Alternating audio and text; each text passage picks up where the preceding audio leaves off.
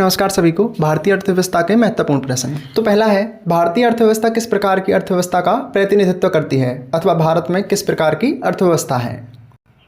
तो इसका सही उत्तर हो जाएगा ऑप्शन डी, भारत में मिश्रित अर्थव्यवस्था है, यानी कि पूंजीवादी और समाजवादी का मिलाजुला रूप। अर्थव्यवस्था तीन प्रकार की होती है, पूंजीवादी, समाजवादी और मिश्रित अर्थव्यवस्था। नेक्स्ट है, भारतीय अर्थव्यवस्था में किस क्षेत्र का योगदान सर्वाधिक है। वेरी इंपोर्टेंट क्वेश्चन है, कई बार एग्जाम में आया है। तो इसका सही उत्तर हो जाएगा ऑप्शन सी, भारतीय अर्थव्यवस्था में तृतीय क्षेत्र यानी सेवा क्षेत्र का योगदान सर्वाधिक है। अर्थव्यवस्था के तीसरे क्षेत्र को सेवा क्षेत्र भी कहा जाता है और इस सेवा क्षेत्र में बैंकिंग, यातायात, बीमा जैसी सेवाएं आती हैं। नेक्स्ट है, पूंजीवादी अर्थव्यवस्था का जन्मदाता किसे कहा जाता है। तो इसका सही उत्तर हो जाएगा ऑप्शन ए, एडम स्मिथ को। नेक्स्ट है, बंद अर्थव्यवस्था से क्या आशय है। इंपॉर्टेंट क्वेश्चन है, कई बार एग्जाम में आया है।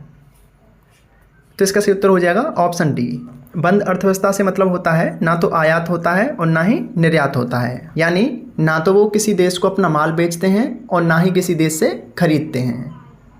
नेक्स्ट है, भारत में कौन सी संस्था बेरोजगारी के आंकड़ों को एकत्रित करती है अथवा उन्हें प्रकाशित करती है। तो इसका सही उत्तर हो जाएगा ऑप्शन सी, NSSO यानी नेशनल सैंपल सर्वे ऑर्गेनाइजेशन, और यह प्रत्येक 5 वर्ष बाद अपनी रिपोर्ट देती है, यानी 5 वर्ष में एक बार प्रकाशित करती है। नेक्स्ट है, कृषि में मूलतः किस प्रकार की बेरोजगारी देखने को मिलती है। इंपॉर्टेंट क्वेश्चन है, ये भी एग्जाम में आया है। तो इसका सही उत्तर हो जाएगा ऑप्शन सी, कृषि में संरचनात्मक, प्रच्छन्न अथवा छुपी हुई बेरोजगारी देखने को मिलती है। ये संरचनात्मक, प्रच्छन्न और छुपी हुई बेरोजगारी एक ही बात है। क्वेश्चन घुमा के भी आ सकता है कि भारत में छुपी हुई बेरोजगारी मुख्य रूप से किस क्षेत्र में मिलती है, तो ये कृषि क्षेत्र में।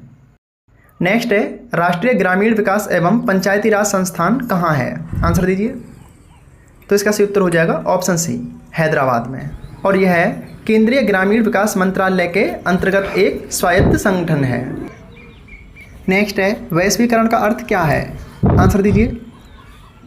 तो इसका सही उत्तर हो जाएगा ऑप्शन डी, वैश्वीकरण से मतलब है कि घरेलू अर्थव्यवस्था का वैश्विक अर्थव्यवस्था के साथ एकीकरण, यानी किसी देश की अर्थव्यवस्था को पूरे विश्व की अर्थव्यवस्था के साथ जोड़ देना।